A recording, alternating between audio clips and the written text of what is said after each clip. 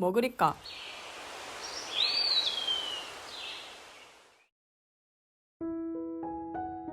지금 세계 경제는 자본주의 체제입니다. 자본주의 체제는 17세기부터 서서히 발전하였는데 그 출발점이 영국의 산업혁명입니다. 영국에서 대량 생산이 가능해진 공장이 만들어졌고 그 공장에서 생산된 상품을 유통하고 사고 파는 과정에서 자본주의가 발전할 수 있었습니다. 그러나 이런 자본주의도 정치적인 바탕이 없었다면 불가능했겠죠. 정치적 바탕을 마련해 준 것은 민주주의입니다. 민주주의는 인류와 함께 끊임없이 발전하였지만 가장 완성된 형태의 민주주의는 시민혁명으로 만들어지게 됩니다. 이번 시간에는 산업혁명을 설명하기 전에 산업혁명이 발전할 수 있었던 정치적 원동력이라 볼 수 있는 영국의 시민혁명에 대해 먼저 살펴보겠습니다. 17세기 영국에서는 청교도 혁명과 명예혁명이 일어났는데 이를 영국혁명이라고 합니다. 시민계급에 의해 주도되어 후대의 시민혁명에 많은 영향을 주었습니다. 청교도 혁명은 의회와 왕권의 대립부터 시작되었습니다. 당시 영국의 국왕 제임스 1세와 찰스 1세였는데 왕권은 신으로부터 부여받았다며 의회를 완전 무시하였습니다. 의회는 그러한 왕권에 맞서 의회의 동의가 없이는 그 어떤 세금도 국민에게 부과할 수 없고 법에 의하지 않으면 그 누구도 체포할 수 없다라고 선언하였습니다. 이 선언이 권리청원이며 기본 내용은 대헌장을 바탕으로 했습니다. 이런 과정과 함께 국왕과 의회 세력은 격화되었고 이 과정에서 크롬웰이 이끄는 의회의 군대가 승리하여 국왕 찰스 1세를 처형하고 공화정을 수립하게 되었습니다. 그러나 크롬웰의 왕정 아닌 왕정으로 귀족과 시민들은 국왕을 그리워하였고 다시 왕정 복고가 이루어집니다. 이후 즉위한 국왕들이 다시 전제 정치를 강화하였는데 이에 의회는 메리와 윌리엄을 공동왕으로 추대하였고 권리 장전을 승인하게 하였습니다. 이런 과정이 피를 흘리지 않고 진행되었기 때문에 명예혁명이라고 하였습니다. 이후 영국에서는 국왕의 권력을 법적으로 제한하며 왕은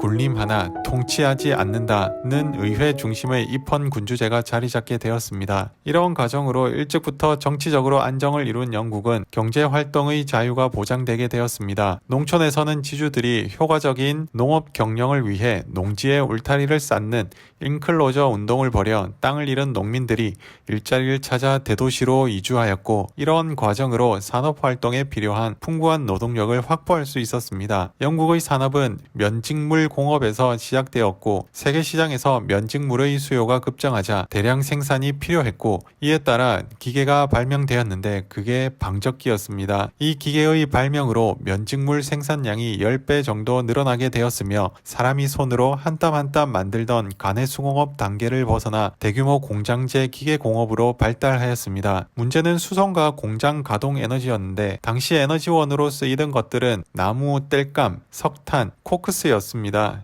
이는 자연 연료로서 에너지 효율이 그리 높지는 않았죠. 그러던 중 와트는 증기기관을 발명함으로써 에너지 혁명이 일어나게 됩니다. 이제는 물을 끓여 증기를 이용함으로써 적은 양의 석탄으로 많은 에너지를 얻게 된 겁니다. 그리하여 공장은 더욱 대형화되었고 대량 생산 시스템도 자리 잡게 되었으며 무엇보다 영국에서 제철업이 중요 산업으로 대두되게 되었습니다. 영국의 산업혁명은 유럽 대륙으로 퍼져나갔고 19세기 중반에는 프랑스, 독일, 미국에 영향을 주었으며 나아가 2차 산업으로 발전하게 됩니다.